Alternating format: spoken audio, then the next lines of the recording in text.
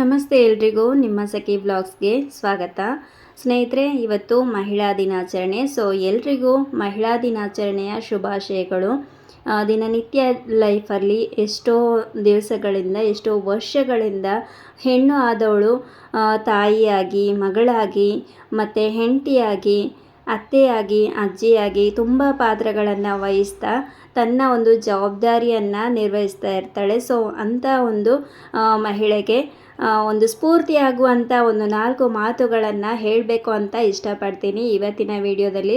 ಎಲ್ಲೂ ಸ್ಕಿಪ್ ಮಾಡ್ದೇ ಎಂಡ್ವರೆಗೂ ನೋಡಿ. ಈ ಒಂದು 4 ಮಾತುಗಳು ನಿಮ್ಮ ಮನಸ್ಸಿಗೆ ಸ್ವಲ್ಪನಾದರೂ ಇಷ್ಟ ಆಗ್ಬೋದು ಅಂತ ನಾನು ಅಂದ್ಕೊಳ್ತೀನಿ. ಹಾಗೆ ಇವತ್ತು ಮಧ್ಯಾಹ್ನಕ್ಕೆ ಒಂದು ಪಾಲಕ್ ಪನ್ನೀರ್ ರೆಸಿಪಿಯನ್ನು ಮಾಡ್ತಾಯಿದ್ದೀನಿ. ಚಪಾತಿ ಜೊತೆಗೆ ಒಳ್ಳೆ ಕಾಂಬಿನೇಷನ್ ಆಗುತ್ತೆ ಅಂಥೇಳಿ ಫಸ್ಟ್ ಈ ರೆಸಿಪಿನ ನೋಡ್ಕೊಂಡು ಬರೋಣ. ನಾನಿಲ್ಲಿ ಮಸಾಲೆಗೆ ಇವಾಗ ಪಾಲಕ್ ಸೊಪ್ಪನ್ನು ಚೆನ್ನಾಗಿ ವಾಶ್ ಮಾಡಿ ಬೇಯೋದಕ್ಕೆ ಇಟ್ಟು, ಮತ್ತು ಇಲ್ಲಿ ಮಸಾಲೆಗೆ ಒಂದು ಸ್ವಲ್ಪ ಬಾದಾಮ್ ಮತ್ತು ಗೋಡಂಬಿ ಮತ್ತು ಈರುಳ್ಳಿ, ಬೆಳ್ಳುಳ್ಳಿ ಮತ್ತು ಒಂದು ಸ್ವಲ್ಪ ಶುಂಠಿಯನ್ನು ಕೂಡ ಹಾಕ್ಕೊಂಡಿದ್ದೀನಿ. ಇದಿಷ್ಟನ್ನು ಒಂಚೂರು ನೀರು ಬೆರೆಸದೆ ನಾನು ನುಣ್ಣಗೆ ಪೇಸ್ಟ್ ಮಾಡಿ ಗ್ರೈಂಡ್ ಮಾಡಿ ತೆಗೆದಿಟ್ಕೊಳ್ತೀನಿ ಒಂದು ಸೈಡಲ್ಲಿ. ಈಗ ಪನ್ನೀರನ್ನು ಒಂದು ಸ್ವಲ್ಪ ಹೊತ್ತು ಹೊರಗಿಟ್ಟಿದ್ದೆ, ಹಾಗಾಗಿ ಅದನ್ನೇ ಈಗ ಕಟ್ ಮಾಡಿ ಪಾಲಕ್ಕೆ ಹಾಕಲಿಕ್ಕೆ ರೆಡಿ ಮಾಡ್ಕೊಳ್ಬೇಕು. ಒಂದೊಂದು ಸಲ ತುಂಬ ಅಂದರೆ ತುಂಬ ಗಟ್ಟಿಯಾಗಿರುತ್ತೆ, ಎಷ್ಟು ಹೊತ್ತು ಬಿಟ್ಟರು. ನಾನು ಸ್ವಲ್ಪ ಹೊರಗಡೆ ತೆಗೆದಿಡೋದು ಲೇಟ್ ಆಯಿತು. ಹಾಗಾಗಿ ಇವಾಗ ಕಟ್ಟಾಗುತ್ತೋ ಇಲ್ಲೋ ಗೊತ್ತಿಲ್ಲ. ಕಟ್ಟಾಗದೇ ಇದ್ದರೆ ಇನ್ನೂ ಸ್ವಲ್ಪ ಮಸಾಲೆ ಎಲ್ಲ ಫ್ರೈ ಮಾಡೋ ತನಕ ಇನ್ನೂ ಸ್ವಲ್ಪ ಹೊತ್ತು ಹಾಗೆ ಬಿಟ್ಟು ಅದಾದಮೇಲೆ ಕಟ್ ಮಾಡಿ ಹಾಕ್ತೇನೆ. ತುಂಬ ಚೆನ್ನಾಗಿರುತ್ತೆ ಈ ಒಂದು ಪನ್ನೀರ್ ಪಾಲಕ್ ರೆಸಿಪಿ. ಅದರಲ್ಲೂ ವೆಜಿಟೇರಿಯನ್ಗಂತೂ ತುಂಬ ಹೆಲ್ತಿಗೆ ಒಳ್ಳೆಯದು. ಮಕ್ಕಳಿಗೂ ಅಷ್ಟೇ ಈ ಒಂದು ಪನ್ನೀರ್ ರೆಸಿಪಿ ತುಂಬಾ ಒಳ್ಳೆಯದು. ತುಂಬ ಇಷ್ಟಪಟ್ಟು ತಿಂತಾರೆ ಮಕ್ಕಳು. ಹಾಗಾಗಿ ಪನ್ನೀರ್ ತರಿಸಿ ಇಟ್ಟಿದ್ದೆ, ಪಾಲಕ್ ಕೂಡ ಇತ್ತು ಮನೆಯಲ್ಲಿ. ಈಗ ನಾನು ಮಸಾಲೆ ಗ್ರೈಂಡ್ ಮಾಡಿ ಇಟ್ಕೊಂಡಿದ್ದೀನಿ. ತುಂಬ ಸಿಂಪಲ್ಲಾಗಿ ಈ ಒಂದು ರೆಸಿಪಿನ ಮಾಡ್ಬೋದು. ನೋಡಿ, ಇಲ್ಲಿ ಬೇರೆ ಏನು ಮಸಾಲೆ ಬೇಕು ಅಂತ ಇಲ್ಲ. ಸ್ವಲ್ಪ ಆಯಿಲನ್ನು ಹಾಕ್ಕೊಂಡಿದ್ದೀನಿ. ಈ ಆಯಿಲ್ಗೆ ಒಂದು ಸ್ವಲ್ಪ ಅರಿಶಿನ, ಒಂದು 2 ಟೇಬಲ್ ಸ್ಪೂನಷ್ಟು ಅಚ್ಕಾರದ ಪುಡಿಯನ್ನು ಹಾಕ್ಕೊಳ್ತಾ ಇದ್ದೀನಿ. ಎಣ್ಣೆ ಲೈಟಾಗಿ ಬಿಸಿಯಾಗಿರುವಾಗಲೇ ಹಾಕ್ಕೊಳ್ಬೇಕು. ಹಾಗೆ ಒಂದು ಸ್ವಲ್ಪ ಜೀರಿಗೆನ ಹಾಕ್ಕೊಳ್ತಾ ಇದ್ದೀನಿ. ಇದಿಷ್ಟನ್ನೇ ಹಾಕ್ಕೊಂಡು ಒಗ್ಗರಣೆಗೆ ಈಗ ನಾನು ಗ್ರೈಂಡ್ ಮಾಡಿ ಇಟ್ಟಿರುವಂಥ ಮಸಾಲೆ ಏನಿದೆ, ರಾ ಮಸಾಲೆ, ಹಾಗಾಗಿ ಅದನ್ನು ಹಾಕ್ಕೊಂಡು ಚೆನ್ನಾಗಿ ಹಸಿ ವಾಸನೆ ಹೋಗೋ ತನಕ ಚೆನ್ನಾಗಿ ಫ್ರೈ ಮಾಡ್ತೇನೆ. ಹಾಗೆ ಒಂದು ಸೈಡ್ ಬೇಯಿಸಿಟ್ಕೊಂಡಿರುವಂಥ ಪಾಲಕ್ ಏನಿತ್ತು ಅದನ್ನು ಕೂಡ ಗ್ರೈಂಡ್ ಮಾಡಿ ಇದರ ಜೊತೆಗೆ ಚೆನ್ನಾಗಿ ಮಿಕ್ಸ್ ಮಾಡಿ ಮತ್ತೆ ಒಂದು ಸ್ವಲ್ಪ ನೀರನ್ನು ಹಾಕಿ ಅದಾದಮೇಲೆ ಒಂದು ಸ್ವಲ್ಪ ಕಟ್ ಮಾಡಿ ಇಟ್ಕೊಂಡಿರುವಂತಹ ಪನ್ನೀರನ್ನು ಹಾಕಿದರೆ ತುಂಬ ಈಸಿಯಾಗಿ ಕ್ವಿಕ್ಕಾಗಿ ನಿಮಗೆ ಪನ್ನೀರ್ ಪಾಲಕ್ ರೆಸಿಪಿ ರೆಡಿ ಆಗುತ್ತೆ. ಹಾಗೆ ಇದು ಚಪಾತಿಗೆ ತುಂಬ ಒಳ್ಳೆ ಕಾಂಬಿನೇಷನ್ ಅಂತ ಹೇಳ್ಬೋದು. ನಾವು ಆಲ್ಮೋಸ್ಟ್ ಚಪಾತಿ ಜೊತೆಗೇ ಸರ್ವ್ ಮಾಡಿ. ಹಾಗೆ ಈ ಒಂದು ಪಾಲಕ್ ಪನ್ನೀರ್ ಜೊತೆಗೆ ಒಂದು ಸ್ವಲ್ಪ ಫ್ರೆಶ್ ಕ್ರೀಮನ್ನು ಲಾಸ್ಟಲ್ಲಿ ಆ್ಯಡ್ ಮಾಡ್ತೀನಿ. ಇದರಿಂದ ಇದರ ಒಂದು ಟೇಸ್ಟ್ ತುಂಬ ಎನ್ಹಾನ್ಸ್ ಆಗುತ್ತೆ. ಫ್ರೆಶ್ ಕ್ರೀಮ್ ಇಲ್ಲ ಅಂದರೆ ಮನೆಯಲ್ಲೇ ಇರುವಂಥ ಕೆನೆನ ಒಂದು ಸ್ವಲ್ಪ ಬೀಟ್ ಮಾಡಿ ಹಾಕ್ಕೊಳ್ಬೋದು. ಸ್ನೇಹಿತರೆ, ಇವತ್ತು ನಿಮಗೆ ಟೈಟಲ್ ನೋಡಿ ಗೊತ್ತಾಗಿರ್ಬೋದು, ಗಂಡಸರು ಮಾಡುವಂಥ ಯಾವ ಒಂದು ತಪ್ಪುಗಳಿಂದ ಸಂಸಾರ ಅನ್ನೋದು ಬೀದಿಗೆ ಬರುತ್ತೆ ಅಂತೇಳಿ ಹೇಳ್ತಾ ಹೋಗ್ತೀನಿ, ಕೇಳ್ತಾ ಹೋಗಿ. ಎಲ್ಲೂ ಕೂಡ ಸ್ಕಿಪ್ ಮಾಡಬೇಡಿ. ಪ್ರತಿಯೊಬ್ಬ ಮನುಷ್ಯನ ಜೀವನದಲ್ಲಿ 3 ಸ್ಟೇಜ್ಗಳಿರುತ್ತೆ ಸ್ನೇಹಿತರೆ. 1 ಬಾಲ್ಯಾವಸ್ಥೆ, 2 ಯೌವನಾವಸ್ಥೆ, 3ನೇದು ದಾಂಪತ್ಯ ಜೀವನ. ಈ 3 ಸ್ಟೇಜ್ಗಳು ತುಂಬಾ ಇಂಪಾರ್ಟೆಂಟ್. ಅದರಲ್ಲೂ ದಾಂಪತ್ಯ ಜೀವನ ಅನ್ನೋದು ಇದೆಯಲ್ಲ, ಅದು ತುಂಬಾ ಇಂಪಾರ್ಟೆಂಟ್. ಈ ಒಂದು ಸ್ಟೇಜಲ್ಲಿ ಅದು ತುಂಬ ಅಂದರೆ ತುಂಬ ತೊಡರುಗಳು ಬರುತ್ತೆ ಸ್ನೇಹಿತರೆ. ಅದನ್ನೆಲ್ಲ ಸರಿಪಡಿಸ್ಕೊಂಡು ಹೋದರೆ ನೆಮ್ಮದಿಯ ಜೀವನ ನಡೆಸ್ಬೋದು, ನೆಮ್ಮದಿಯನ್ನು ಕಾಣ್ಬೋದು ಮನಸ್ಸಿಗೆ. ಇಲ್ಲ ಅಂದರೆ ಏನಾಗುತ್ತೆ, ಮನಸ್ಸು ಹಾಳು ಮಾಡಿಕೊಂಡು ಕೆಲವೊಂದು ಸಲ ಡೈವರ್ಸ್ ಆಗುವಂಥದ್ದು, ಇಲ್ಲ ಅಂದರೆ ಸುಸೈಡ್ ಮಾಡ್ಕೊಳ್ಳುವಂಥದ್ದು, ಇಂಥದ್ದೆಲ್ಲ ಆಗುವಂಥದ್ದು ಚಾನ್ಸಸ್ ಇರುತ್ತೆ.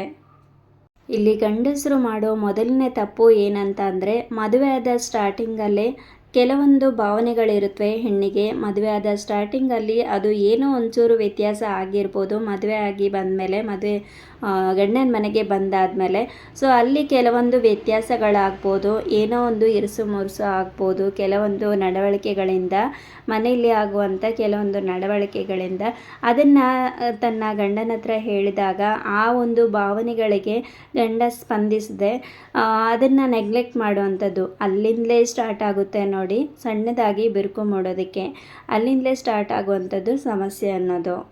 ನೋಡಿ ಸ್ನೇಹಿತರೆ, ಸಂಬಂಧಗಳು ಅಂತ ಹೇಳಿದ ಮೇಲೆ ಯಾವುದೇ ಸಂಬಂಧ ಇರ್ಬೋದು, ಅಕ್ಕ ತಮ್ಮನ ಸಂಬಂಧ ಇರ್ಬೋದು, ಗಂಡ ಹೆಂಡತಿ ಸಂಬಂಧ ಇರ್ಬೋದು, ಮಾವ ಸೊಸೆ ಅತ್ತೆ ಅಳಿಯ ಸಂಬಂಧ ಇರ್ಬೋದು, ಹೊಂದಾಣಿಕೆ ಮತ್ತು ನಂಬಿಕೆ ಅನ್ನೋದು ತುಂಬ ಇಂಪಾರ್ಟೆಂಟ್ ಆಗುತ್ತೆ.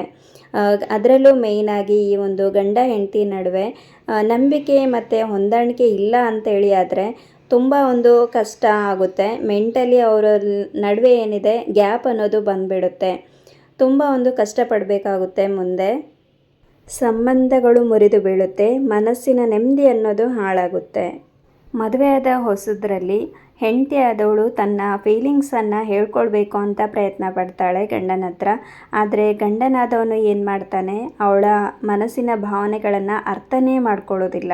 ಬದಲಾಗಿ ಅವಳನ್ನು ನೆಗ್ಲೆಕ್ಟ್ ಮಾಡುವಂಥದ್ದು ಅಥವಾ ಅರ್ಥ ಮಾಡ್ಕೊಳ್ದೇ ಇರೋದು, ಅರ್ಥ ಮಾಡಿಕೊಂಡ್ರೂ ತಪ್ಪಾಗಿ ಅರ್ಥ ಮಾಡ್ಕೊಳ್ಳುವಂಥದ್ದು, ಅವಳ ಮನಸ್ಸಿನ ಭಾವನೆಗಳಿಗೆ ಬೆಲೆನೇ ಕೊಡೋದಿಲ್ಲ. ಇದರಿಂದ ಏನಾಗುತ್ತೆ, ಒಂದು ಮನೆಯಲ್ಲಿ ಒಂದು ಅಶಾಂತಿ ವಾತಾವರಣ ಅನ್ನೋದು ಉಂಟಾಗುತ್ತೆ. ಹೀಗೆಲ್ಲ ಆದಾಗ ಸಂಬಂಧಗಳ ನಡುವೆ ಒಂದು ದೊಡ್ಡ ಗ್ಯಾಪ್ ಅನ್ನೋದು ಕ್ರಿಯೇಟ್ ಆಗುತ್ತೆ. ಸೊ ಇದೆಲ್ಲ ಆಗೋದಕ್ಕೆ ಗಂಡಸರು ಮಾಡುವಂಥ 2 ತಪ್ಪುಗಳು ಕಾರಣ ಆಗುತ್ತೆ. ಆ ತಪ್ಪುಗಳು ಯಾವುದು ಗೊತ್ತಾ ಸ್ನೇಹಿತರೆ? ಆಲ್ಮೋಸ್ಟ್ ಮದುವೆಯಾದ ಎಲ್ಲ ಲೇಡೀಸ್ ಕೂಡ ತಮ್ಮ ಒಂದು ಸಮಸ್ಯೆಗಳು ಏನಿರುತ್ತೆ ಅದನ್ನು ಗಂಡನ ಹತ್ರ ಹೇಳ್ಕೊಂಡ್ರೆ ಅದಕ್ಕೆ ಏನಾದರೂ ಒಂದು ಸೊಲ್ಯೂಷನ್ ಕೊಡ್ಬೋದು ಅಂತ ಅಂದ್ಕೊಂಡು ಹೇಳೋದಕ್ಕೆ ಹೋಗ್ತಾರೆ. ಬಟ್ ಇಲ್ಲಿ ಏನಾಗುತ್ತೆ, ಹೇಳೋದಕ್ಕೆ ಹೋದಾಗ ಗಂಡಂದರು ಏನು ಮಾಡ್ತಾರೆ, ಅದನ್ನು ಅಷ್ಟೊಂದು ಸೀರಿಯಸ್ ಆಗಿ ತೊಗೊಳ್ಳೋದಿಲ್ಲ. ಅದನ್ನು ಬಿಟ್ಬಿಡೋದು, ಕೇಳಿದರೂ ಕೇಳೇ ಇಲ್ಲ ಅನ್ನೋ ಥರ ಸುಮ್ಮನಾಗೋದು, ಅಥವಾ ಕೇಳಿದರೂ ಕೂಡ ಹಾಗೇನಿಲ್ಲ ಅಂಥೇಳಿ ಅದನ್ನು ನೆಗ್ಲೆಕ್ಟ್ ಮಾಡುವಂಥದ್ದು. ಅದರಿಂದ ಆ ಸಮಸ್ಯೆಯಿಂದ ದೂರ ಇರೋದಕ್ಕೆ ಟ್ರೈ ಮಾಡುವಂಥದ್ದು.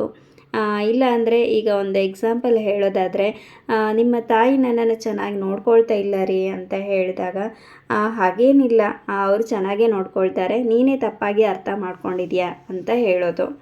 ಇಲ್ಲಿ ಏನಾಗುತ್ತೆ, ಇದರಿಂದ ಮನಸ್ಸಲ್ಲಿ ಒಂಥರ ಬೇಸರ ಆಗೋವಂಥದ್ದು, ಕಿರಿಕಿರಿ ಆಗೋವಂಥದ್ದು ಇಲ್ಲೇ ಸ್ಟಾರ್ಟ್ ಆಗುತ್ತೆ. ಆಗ ಹೆಂಡತಿ ಆದವಳು ಏನು ಮಾಡ್ತಾಳೆ ಅಂತ ಹೇಳಿದ್ರೆ, ತನ್ನ ಭಾವನೆಗಳಿಗೆ ಬೆಲೆನೇ ಕೊಡ್ತಾ ಇಲ್ಲ ನನ್ನ ಗಂಡ, ನನ್ನ ಬಗ್ಗೆ ಕೇರೆ ಮಾಡ್ತಾ ಇಲ್ಲ ಅಂದ್ಕೊಂಡು ಪದೇ ಪದೇ ಆಗಿರೋ ಅಂಥದ್ದನ್ನು ಪದೇ ಪದೇ ಪ್ರೂವ್ ಮಾಡೋದಕ್ಕೆ ಹೋಗ್ತಾಳೆ. ನಾನು ಹೇಳ್ತಾ ಇರೋದು ನಿಜ ಅಂತೇಳಿ ಸಾಬೀತು ಮಾಡೋದಕ್ಕೆ ಹೋಗ್ತಾಳೆ. ಆದರೆ ಇದು ಕೆಲವೊಂದು ಕಡೆ ಸರಿಯಾಗೋ ಚಾನ್ಸಸ್ ಇರುತ್ತೆ. ಆದರೆ ಕೆಲವೊಂದು ಕಡೆ ಅಯ್ಯೋ ನನ್ನ ತಾಯಿ ಬಗ್ಗೆ ಪದೇ ಪದೇ ದೂರ್ತಾ ಇದ್ದಾಳಲ್ವಾ ಅಂತೇಳಿ ಸಂಬಂಧದಲ್ಲಿ ಬಿರುಕು ಮೂಡೋದಕ್ಕೂ ಕಾರಣ ಆಗುತ್ತೆ. ಒಬ್ಬ ಮಹಿಳೆ ಆದವಳು ಪದೇ ಪದೇ ಒಂದು ಸಮಸ್ಯೆಯನ್ನು ಎತ್ತಿ ತೋರಿಸ್ತಾ ಇದ್ದಾಳೆ ಅಂತೇಳಿದರೆ ಅಲ್ಲಿ ಸಮಸ್ಯೆ ಅನ್ನೋದು ತುಂಬ ಸೀರಿಯಸ್ ಆಗಿದೆ ಅಂತ ಅರ್ಥ ಮಾಡ್ಕೋಬೇಕು ಗಂಡ ಆದವನು. ಅದರ ಬದಲಾಗಿ ಅವಳು ಪದೇ ಪದೇ ದೂರೋದೇ ಅವಳ ಕೆಲಸ, ಇದು ಅವಳ ಅಭ್ಯಾಸ ಅಂತೇಳಿ ಏನಾದರೂ ಹೇಳಿಕೆ ಬಂದಾಗ ಆದಷ್ಟು ಅವಳನ್ನು ಸುಮ್ಮನೆ ಇರಿಸೋದಕ್ಕೆ ಪ್ರಯತ್ನ ಮಾಡುವಂಥದ್ದು. ಇದರಿಂದ ಅವಳಿಗೆ ದುಃಖ ಅನ್ನೋದು ಇನ್ನೂ ಜಾಸ್ತಿ ಆಗುತ್ತೆ. ಅದರಲ್ಲೂ ಕೆಲವು ಗಂಡಂದರು ನೀನು ಹತ್ರು ಕಿರ್ಚಾಡಿದ್ರು ಮನೆ ಬಿಟ್ಟು ಹೋದರೂ ನನಗೆ ಅದ್ರ ಬಗ್ಗೆ ಚಿಂತೆ ಇಲ್ಲ, ನೀನೇನು ಬೇಕಾದರೂ ಮಾಡು ಅಂತ ಈ ರೀತಿ ಹೇಳೋದ್ರಿಂದ ಸಂಬಂಧದಲ್ಲಿ ತುಂಬ ಅಂದರೆ ತುಂಬ ಗ್ಯಾಪ್ ಉಂಟಾಗುತ್ತೆ. ತುಂಬ ಬೇಜಾರಾಗುತ್ತೆ ಇದರಿಂದ ಹೆಣ್ಣಾದವಳಿಗೆ.